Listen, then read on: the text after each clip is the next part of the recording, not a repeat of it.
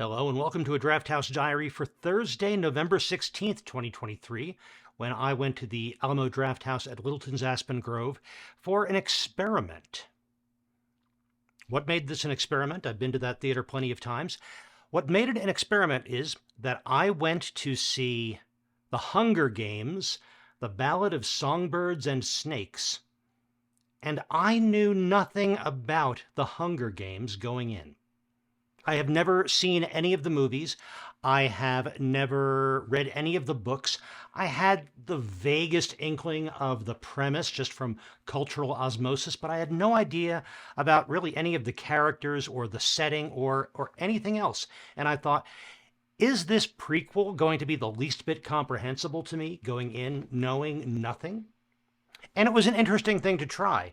And I can say that the movie, I'm sure that they assumed most people who went to see this movie were going to be familiar with the Hunger Games, but they still set up enough that I wasn't completely lost. I was somewhat lost through much of the movie, but not completely. I think it was directed very well. That helped hold things together. And while I haven't seen any of the prior Hunger Games movies, I did see the directorial premiere of this director, Francis Lawrence, because he directed Constantine in 2005, which I think is a better movie than it got credit for a long time.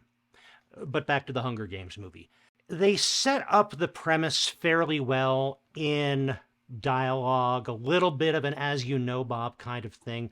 I think that people who were familiar with this might have found that a bit tedious, but I'm glad that they presented that. Apart from a prologue that takes place years earlier when our main characters are children, the story takes place at the 10th annual Hunger Games.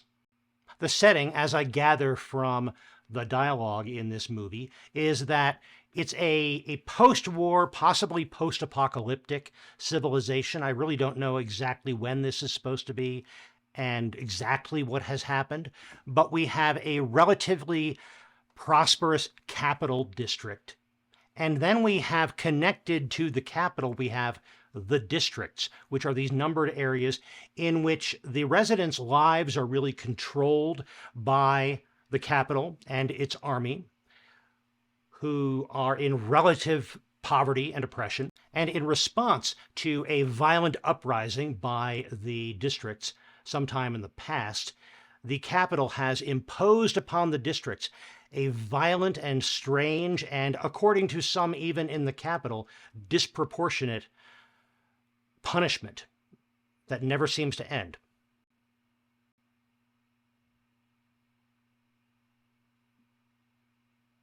Here in November of 2023, I'm just going to let that sit there for a moment, but that's the setup that we have for the Hunger Games. And most of the story relates to people in the academy in the capital and the fact that they are now being expected to be more involved in the Hunger Games as mentors. And then it turns into an action story and a romance story and several kinds of stories plugged together in a way that, even though I was lost as to who these people were and exactly what the setup was for much of the movie, it had enough of a pace and enough of a story to really engage me. And that is to credit the writing, but also the performances. Tom Blythe plays a character called Coriolanus Snow, and Rachel Ziegler plays Lucy Gray Baird, the tribute, as they're called, the person who's forced to participate in the Hunger Games. And they have a compulsory mentor-mentee relationship that, in the nature of this kind of story, turns into something else. Very good performances by them, including musical performances by Rachel Ziegler. Very good. Some of the other performances were less impressive. One of the reasons why I wanted to see this movie was that Peter Dinklage is in it. He has a supporting role. It's always good to see a Peter Dinklage performance. He was very good with what he was given, but it wasn't much of a character. It was kind of a caricature, what there was of it. Similarly, for Jason Schwartzman, he was kind of a comic character who was very out of sync with the rest of the movie, except to the extent that his presence and his character was supposed to show you how messed up this capital civilization is. Ultimately, The Ballad of Songbirds and Snakes is a great illustration of any story can have a happy ending. It just depends on when you stop. There were definitely times in this movie when I thought, okay, we've had our movie, we can go now. And no, there was a lot more movie to come because there was a whole third act that I wasn't expecting that was well written and well performed. It just seemed unnecessary. It seemed, well, I gathered that it was necessary because this is a prequel.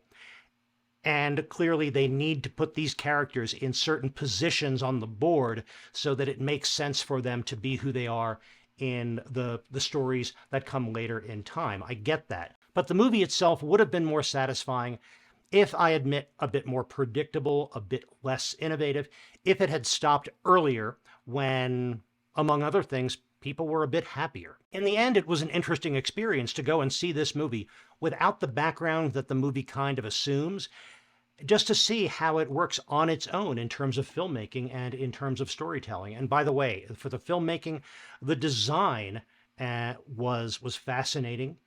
Some of the characterizations, the costuming, the wardrobe, strange and interesting, definitely kept my attention.